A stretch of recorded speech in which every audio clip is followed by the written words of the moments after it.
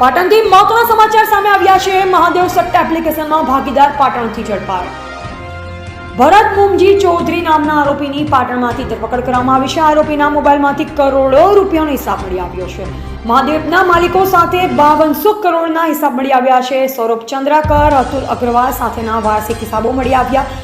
Bhuj cyber સેલની ટીમે ભરત ચૌધરીને ઝડપી પાડ્યો છે। ક્રિકેટ સટ્ટાનું નેટવર્ક ચલાવનારા ભરત મુમજી ચૌધરી પાટણથી ઝડપાયો છે।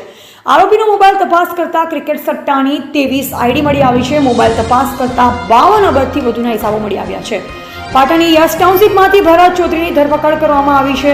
મહાદેવ સટ્ટા એપ્લિકેશનમાં ભાગીદાર હતો જે ઝડપાયો છે। મોબાઈલમાંથી મળી આવે છે કરોડો રૂપિયાના વ્યવહાર, જેને લઈ હાલ તપાસનો દોર શરૂ કરવામાં આવ્યો છે અને ભરત ચૌધરી નામના આરોપીની પાટણમાંથી ધરપકડ કરવામાં આવી છે, તેમજ આરોપીના મોબાઈલમાંથી કરોડો રૂપિયાનો હિસાબ મળી આવ્યો છે।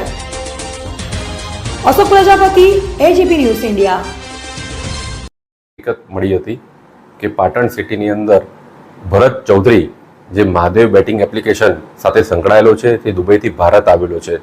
તે આધારે રેડ કરતા ભરત મુમજી ચૌધરીને પકડવામાં આવેલ છે અને એને અરેસ્ટ કરતા એના પાસેથી મોબાઈલ જે કબજે લીધેલ એમાં આશરે 5200 કરોડ જેટલા આર્થિક વ્યવહારોના ટ્રાન્ઝેક્શન મળેલા છે। મુખ્યત્વે દુબઈથી મહાદેવ બુક અને એ સાથે ચાલનારી અલગ અલગ જુગારની એપ્લિકેશન ચલાવનારા લોકોની વિગતો મળી છે। એ વિગતોના આધારે અત્યારે તપાસ કરી રહ્યા છીએ।